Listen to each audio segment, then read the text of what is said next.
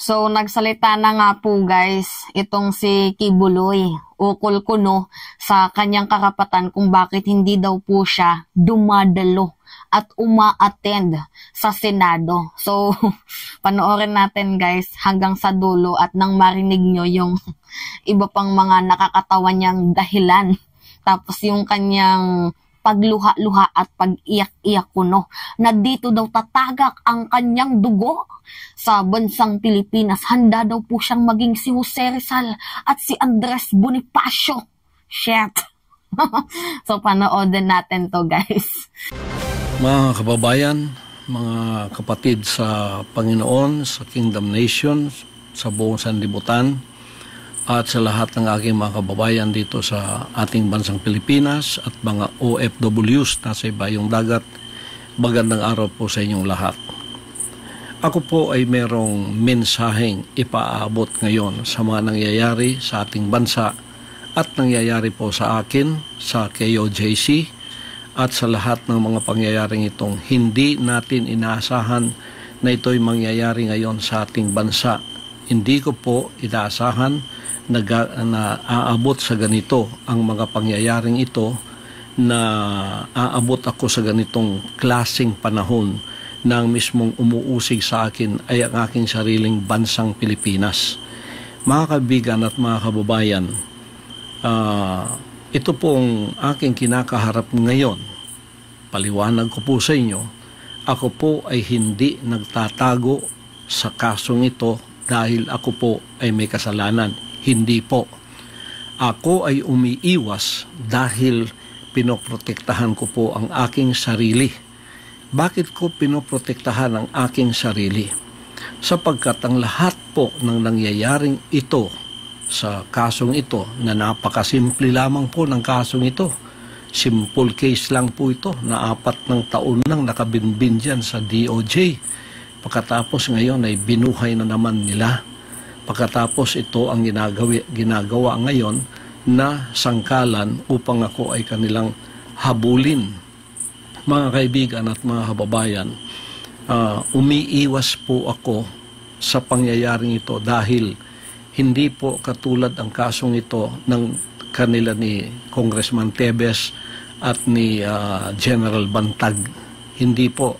Si General Bantag at si Tebes ang kumakalaban po sa kanila ngayon na tumahabol ay ang gobyerno lamang ng Pilipinas. Ang sa akin po ay complicated, sapagkat meron po akong ginawang kaso sa Amerika. Ang gumawa ng mga kasong ito ay yung pong mga magnanakaw dito sa bansang kaharian na nung sila'y nahuli, lumayas at nag-iwan ng kaso kasi mga abogado po yung dalawa doon. Pagkatapos iniwan nilang kasong ito na ginamit nila itong alias Amanda para ako po ay magkaroon ng kaso dito at dinamay pa yung 5 kong kasamahan na puro inosente. Pagkatapos po pupunta sila ng bansang Amerika ay gumawa na naman po ng kaso doon. Pagkatapos pinaniwalaan naman sila ng bansang puti, sapagkat meron din siguro silang interes sa akin at sa paglago ng bansang kaharian sa Amerika, kaya nagkasundot, nagkasabwat sila, kaya nagkaroon po kami ng kaso sa Amerika. Hindi po namin gawa yun, gawa po nila yun. Pagkatapos nito, hinarap po namin ang kasong yun sa Amerika, 43 counts, kumuha kami ng 22 abogado doon, at tinarap ang kasong yun na meron na pong sagot ang lahat ng kanilang mga inakusa sa amin. Naghihintay na lang kami ng panahon kung kailan yun ang trial mangyayari. At 3 taon na nilang pinopostpone. At least ngayon po November 5 matutuloy na. Kaya sila po ay wala ng ingay doon sa Amerika sapagkat ito ay naharap na po ng aking mga abogado. Ngayon, naging complicated po ang aking sitwasyon dito sa bansang Pilipinas mulang nanalo si Bongbong Marcos at naging presidente siya. Nang pumunta siya ng bansang Amerika, nagbago na po ang ihip ng hangin kasi nung bumalik siya rito, kaibigan na niya ang bansang puting Amerika, kaibigan na po niya ang bansang ito at inopen na niya ang Pilipinas. Kaya nagkaroon tayo ng mga Amerikanong marami dito. Nandiyan na yung EDCA at hindi lamang po yun na naging open. Pati po ako, ang kaso ko ay naging complicated dahil isinama na po sa sitwasyon na ang mga puting yan ay naririto at ako po ay hiningi na nila sa kamay ng rehimeng Marcos. Kaya noong December 21 o 22, nagkasundo na po yung dalawang yan. Ang rehimeng Marcos, si Marcos mismo at ang FBI at CIA, nagkasundo na po na ako'y ibigay sa kanilang kamay. Ibigay ni Marcos ako sa kamay ng mga puti. At mula noon, under surveillance na po ako dito sa aking sariling bansa. Diyan sa aking mga compound, meron ng mga drones, araw at gabi. Gawa po ng mga puti yun. Pagkatapos po, naghanda kami kasi ayaw po nila ang tinatawag na extradition. Kasi may extradition treaty tayo. Yun ang legal na paraan para ako ay humarap sa kaso doon sa Amerika using my constitutional rights. Ayaw nilang dumaan doon sa prosesong yon na legal sapagkat magiging matagal daw. Ngayon, mga kaibigan at mga kababayan, bakit po ako ay under surveillance ng mga puti? Kasi ang gusto po nila ay rendition, yung extraordinary rendition, maaring kidnapping at maari pong assassination. At mayroon pa po akong patong na $2 milyong sa ulo ko.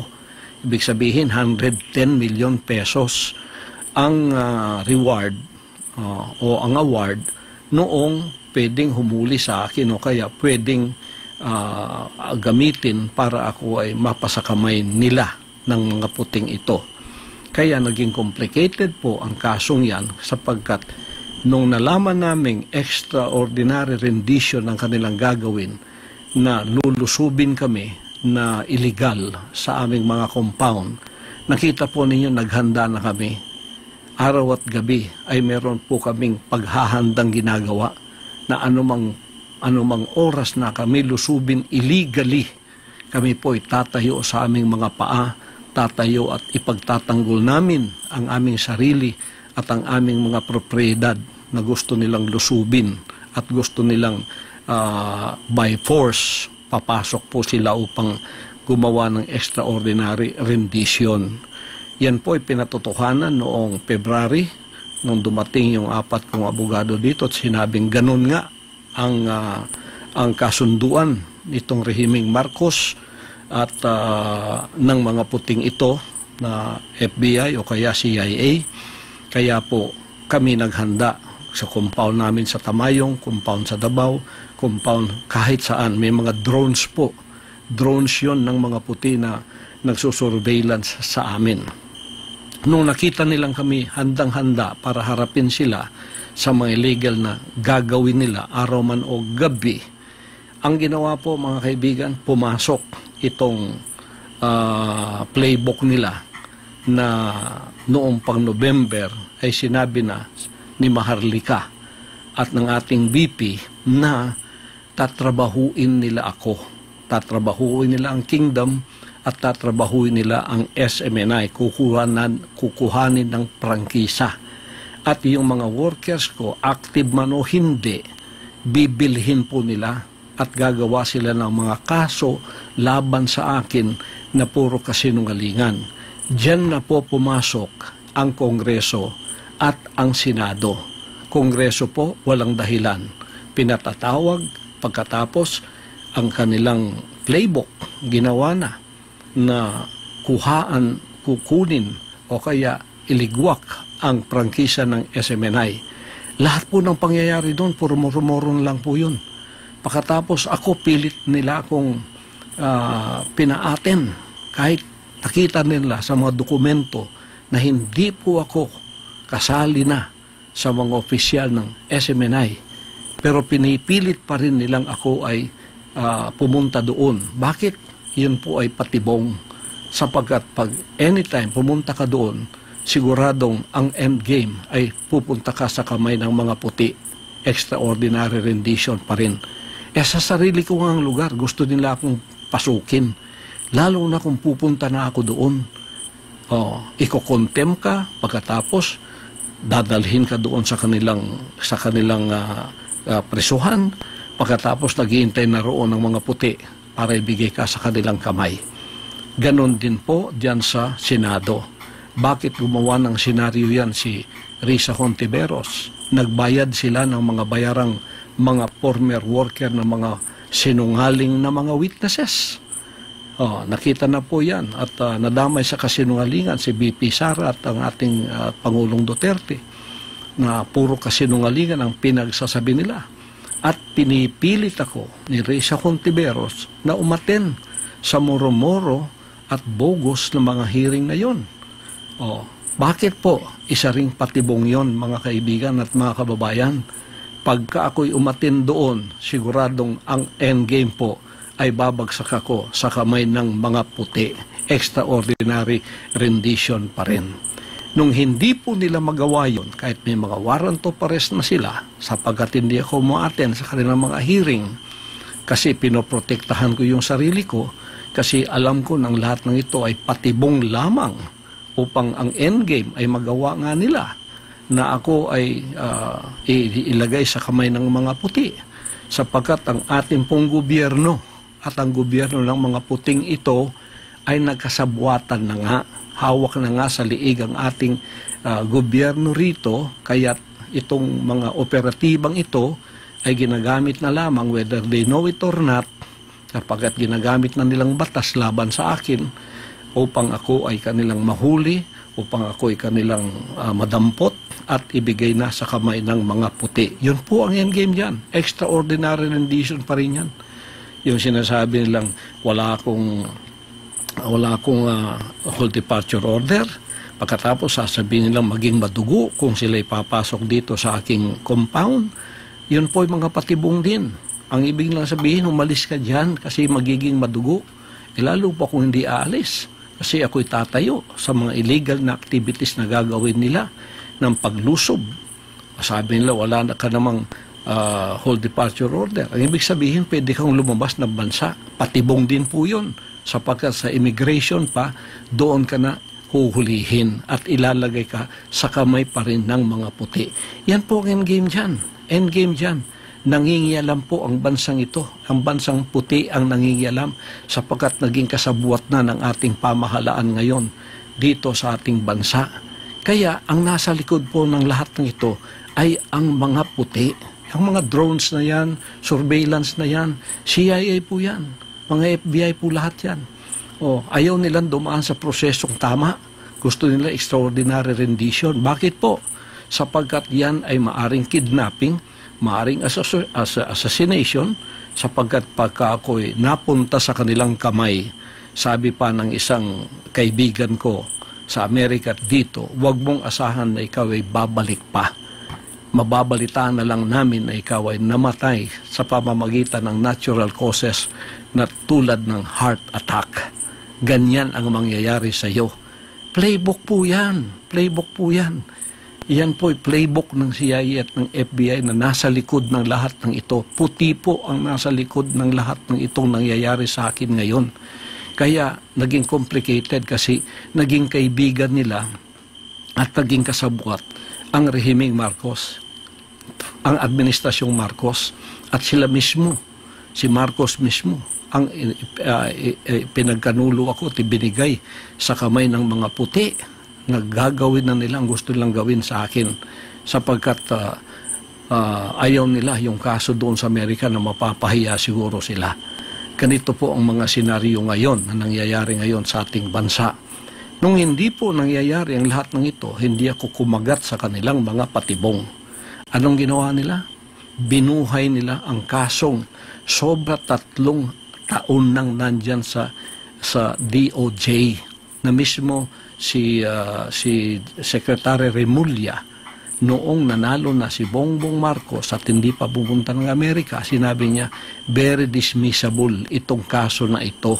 Dismiss na ba natin, Pastor? Sabi niya, wag muna kasi para merong katuwiran ka na para sa extradition na meron kapang kaso dito. Dismissible po yan. Kaya binangon yan. Ngayon, ginawa pang complicated. Hinati po. Isang kaso lang po yan, hinati. Ang kalahati dito sa Davao, ang kalahati dyan sa Pasig. Ito'y panggigipit at pagpapahirap. Tingnan po ninyo, noong implement nila yung warrant of arrest, dito po, sa kasong itong binuhay nila, dismiss na po yan. Mag-apat na taon nang na-dismiss yan.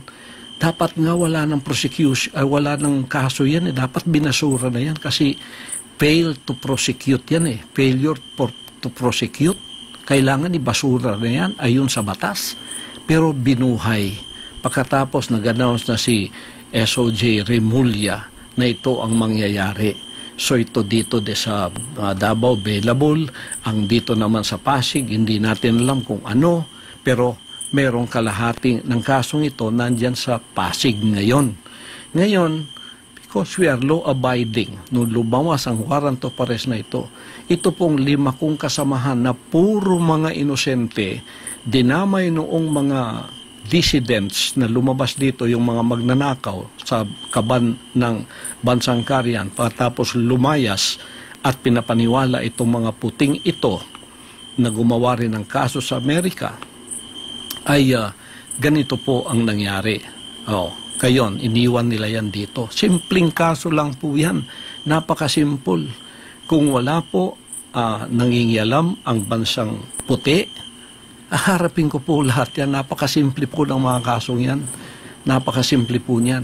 Kaya lahat na ginagawa nila sa Kongreso, sa Senado, puro po yan patibong. O hindi ko alam kung ang $2 million, which is 110 million pesos, nasa kamay na ng mga atat na ito na maging award nila. Kaya atat silang ako ay kanilang madampot, mahuli. Makikinig ngayon ng PNP, NBI, CIDG.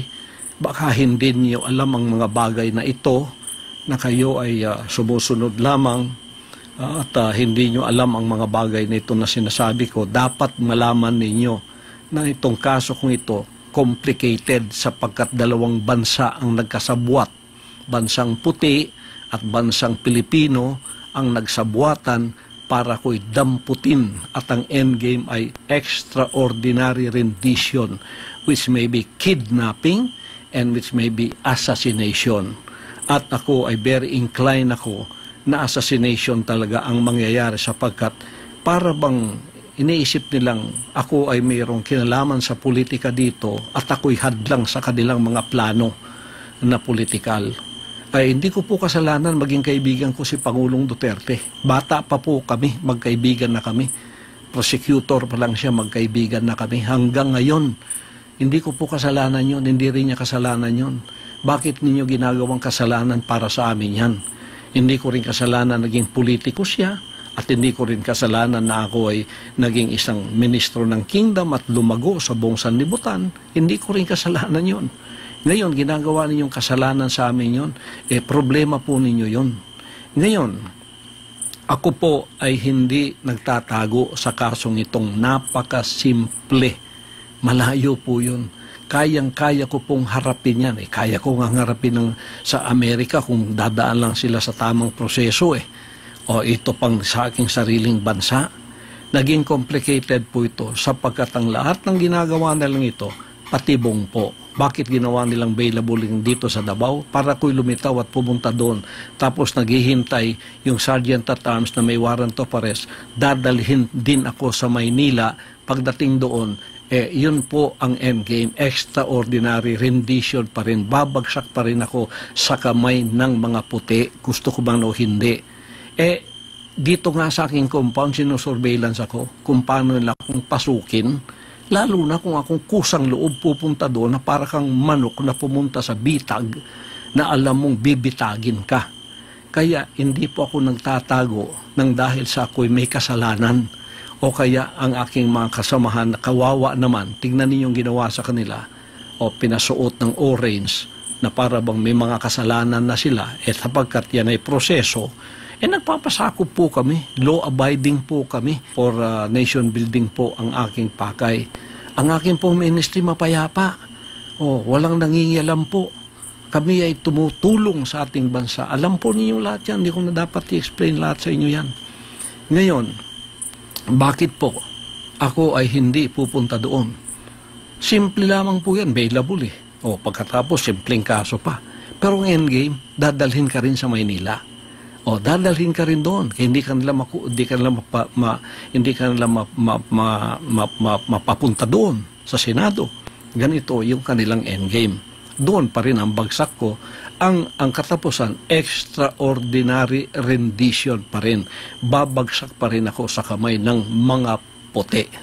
Mga kaibigan, yan po ang iniiwasan kong mangyayari sa akin sapagkat I am preserving myself.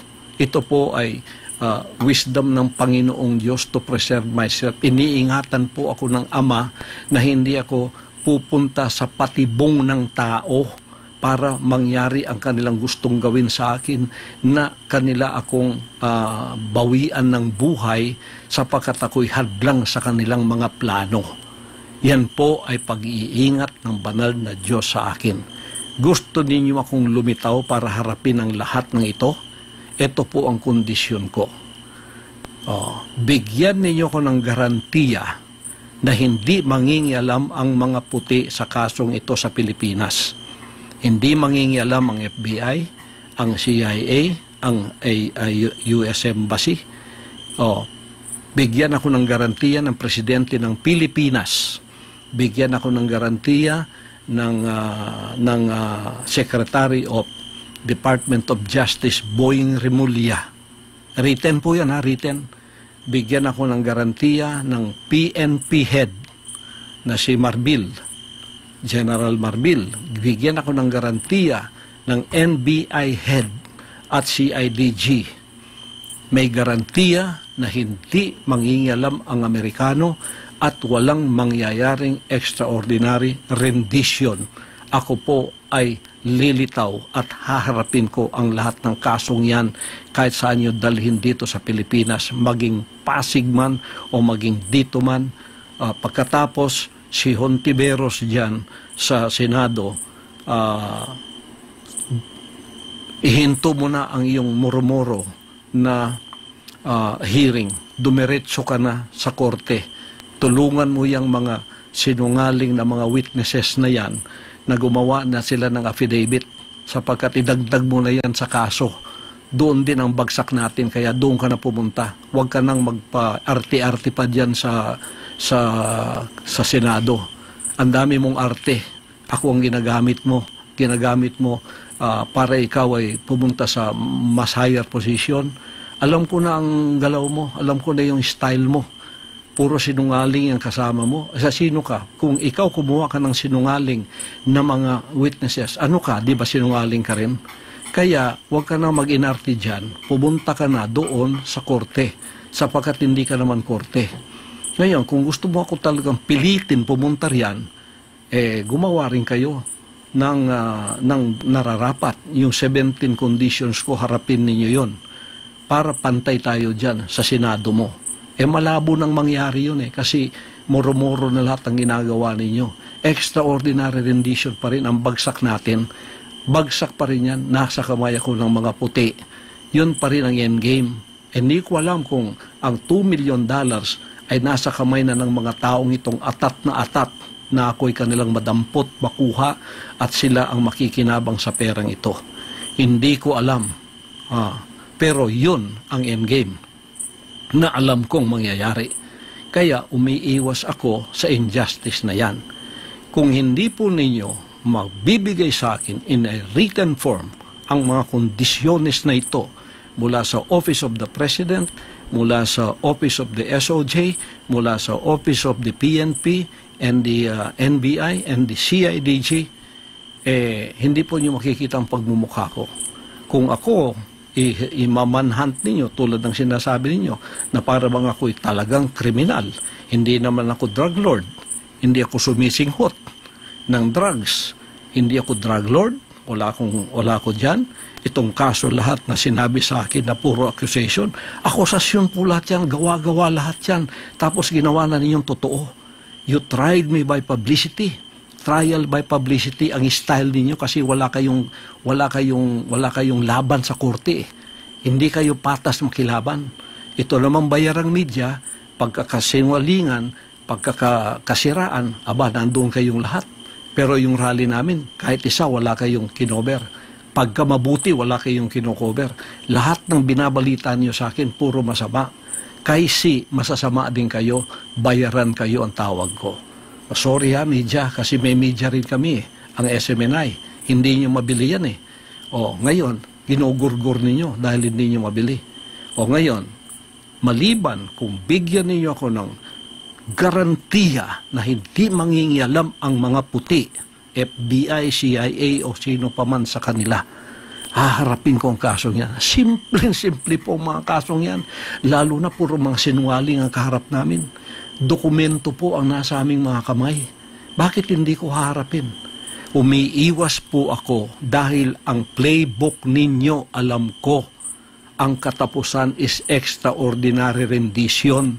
Mapasakamay ako ng mga puti, magiging klaro recto number 2 ako, mamamatay ako sa kanilang kamay, i-announce sa buong sanlibutan, heart attack ang ikinamatay ko. Pero patay na ako. Yan ang endgame ng playbook na ito. At hindi ninyo yan pwedeng ipagkaila.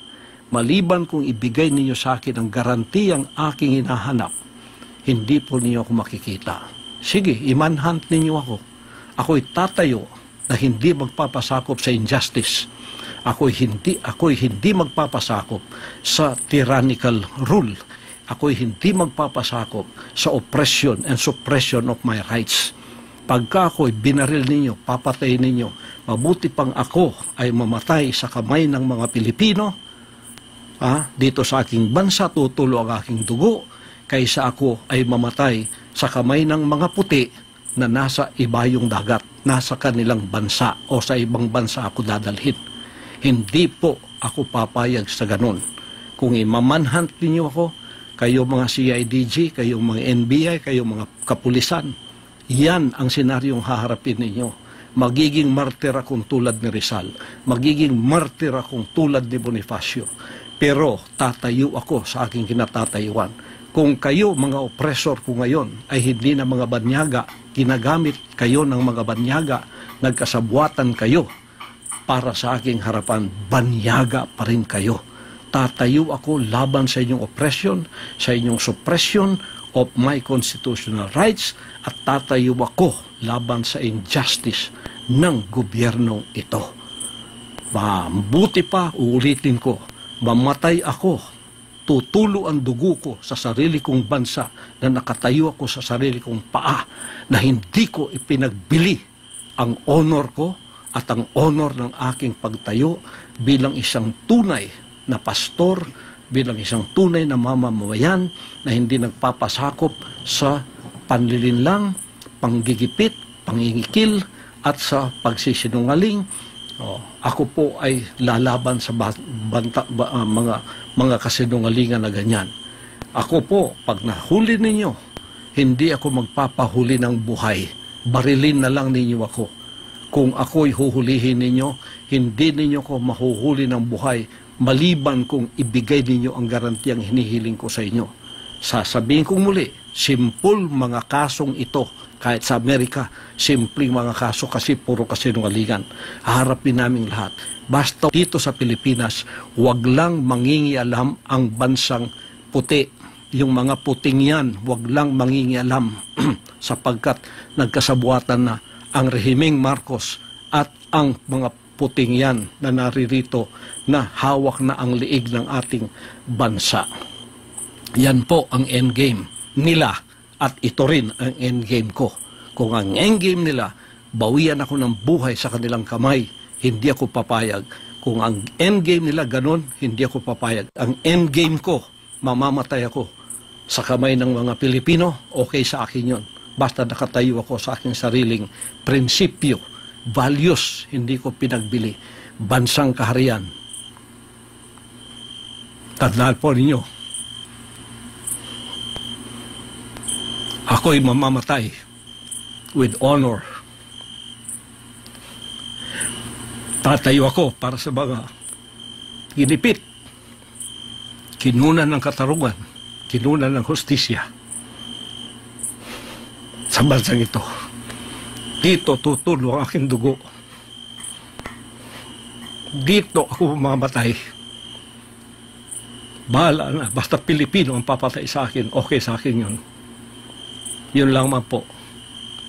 Pagpalain tayong lahat ng ating dakilang Ama at naway manumbalik ang kapayapaan, ang katarungan, hustisya sa bansang ito. Salamat po.